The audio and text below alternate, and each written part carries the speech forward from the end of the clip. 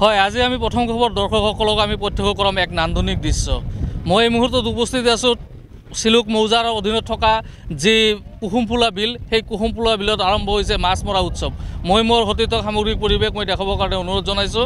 এয়া আজি প্ৰত্যক্ষ কৰিব পাৰিছে দুধনৈ তথা গোৱালপাৰা জিলাৰ বিভিন্ন অঞ্চলৰ লগতে মেঘালয় সীমান্তৰ পৰাও কিন্তু আহি ইয়াতে ভৰি পৰিছে।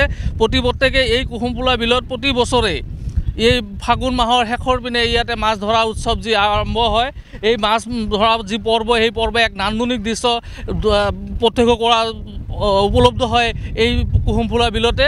এয়া যদি আজি আমি যদি ড্ৰোনৰ সহায়ত যদি আমি বিশেষভাৱে যদি এই কুহুমফুলা বিলত যদি আমি চিত্ৰ যদি আমি সংগ্ৰহ কৰোঁ, তেতিয়াহ'লে দেখা পাম যে হাইলাক অসমৰ যি মানচিত্ৰ, সেই মানচিত্ৰৰ দৰে কিন্তু বিয়পি আছে এই কুহুমফুলা বিলখন।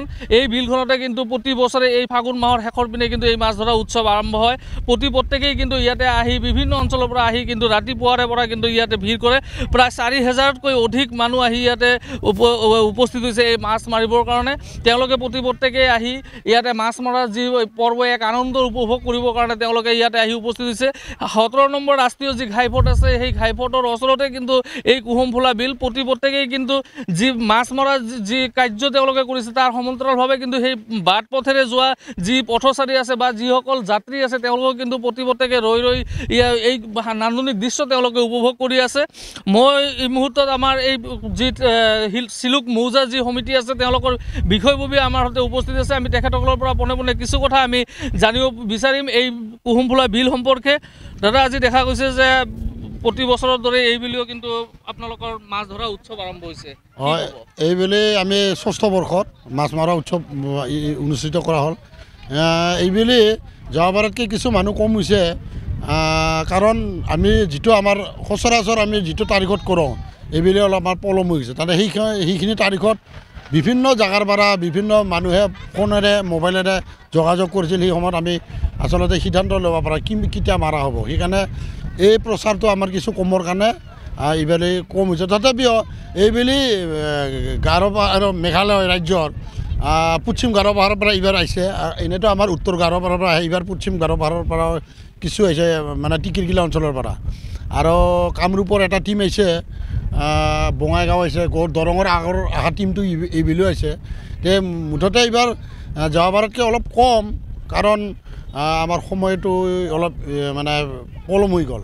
দেখা গৈছে যে বছৰ ধৰি আপোনালোকে এই বিলখনক চিলুক মৌজা সমিতিয়ে সংৰক্ষণ কৰিছে। চৰকাৰৰ ওচৰত কিবা দাবী জনাব নেকি?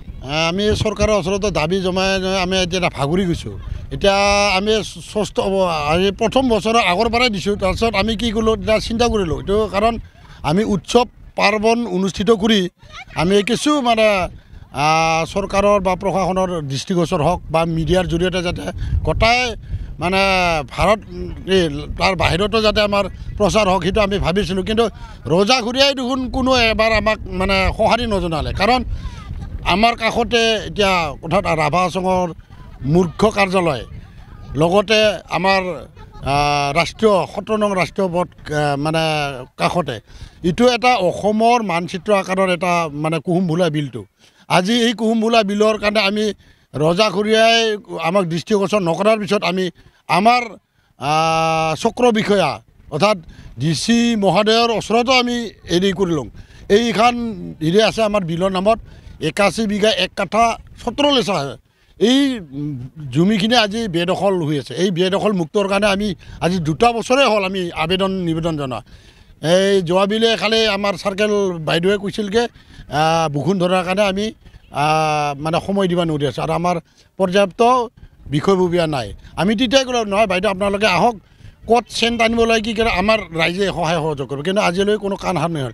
আমি পুনৰ এই আজি মাছ মৰাৰ পিছত আমি কালি বৰষুণ মাৰা আৰু পুনৰ যোগাযোগ কৰিম। যদি নহয় তেতিয়া আমি অৱশ্যে আমি এতিয়া সিদ্ধান্তই প্ৰায় আমাৰ হৈছে, ৰজাঘৰীয়াই যদি নকৰে আমি ব্যক্তিগত অৰ্থ সাহাৰ্যৰে আমি এতিয়া ইয়াৰ মানে খুন্দাৰ ব্যৱস্থা আমি কৰাৰ কাৰণে আমি হাতত লৈছোঁ। আমি তথাপিও পুনৰ আপোনালোকৰ মিডিয়াৰ জৰিয়তে ৰজাঘৰীয়াই যাতে অলপ চকু দিয়ক, এইখন এটা পৰ্যটনথলীৰ মানে কৰাত তেওঁলোকৰ অৰ্থ সাহাৰ্য বা কিছু যদি সঁহাৰি হয়, আমি নিশ্চয় এইটো এটা ৰাভা হাছঙৰ বুকুত যেনেকৈ চান্দবী আমি দ্বিতীয়খন এইটো যাতে আমাৰ আমি সৌন্দৰ্য এটা পৰ্যটনথলী কৰিব পাৰোঁ সেইটো আমি আশা ৰাখিছোঁ আৰু ইয়াৰ জৰিয়তে আজি আপোনালোকৰ চেনেল অথবা মিডিয়াক আমি চিলুক মৌজা তৰফৰ পৰা অশেষ ধন্যবাদ জনাইছোঁ যাতে আপোনালোকৰ জৰিয়তে ৰজাঘৰীয়াৰ দৃষ্টিগোচৰ হওক আমাক যাতে এটা তেওঁলোকৰ সুমতে যাতে আমাক সহায় সহযোগ কৰে সেইখিনি আমি কামনা কৰিছোঁ হয় নিশ্চয়কৈ ক'ব লাগিব সঁচাকৈ এক পৰ্যটনস্থলীলৈ পৰিৱৰ্তন কৰিব পৰা যি ঠাই এই ঠাইখনক কিন্তু সংৰক্ষণ কৰাৰ ক্ষেত্ৰত কিন্তু চৰকাৰে কোনো ধৰণৰ ভূমিকা লোৱা নাই প্ৰতি বছৰে প্ৰতিবাৰে তেওঁলোকে এই মৌজা সমিতি যি আছে চিলুক মৌজা কমিটিয়ে কিন্তু প্ৰতি বছৰে চৰকাৰৰ ওচৰত বিভিন্ন ধৰণৰ দাবী কৰি আহিছে যদিও আজিলৈকে কিন্তু চৰকাৰে এই ঠাইখনিক পৰ্যটনস্থলীলৈ পৰিৱৰ্তন কৰাৰ কাৰণে কোনো ধৰণৰ ব্যৱস্থা গ্ৰহণ কৰা নাই তাৰ বাবে তেওঁলোকে আজিও পুনৰবাৰ চৰকাৰ তথা ৰাভা হাছং স্বায়ত্তশাসিত পৰিষদলৈ তেওঁলোকে পুনৰবাৰ কৰজোৰে অনুৰোধ জনাইছে যাতে এই কুসুমফুলা বিলখন সংৰক্ষণ কৰাৰ বাবে যাৱতীয় ব্যৱস্থা গ্ৰহণ কৰাৰ বাবে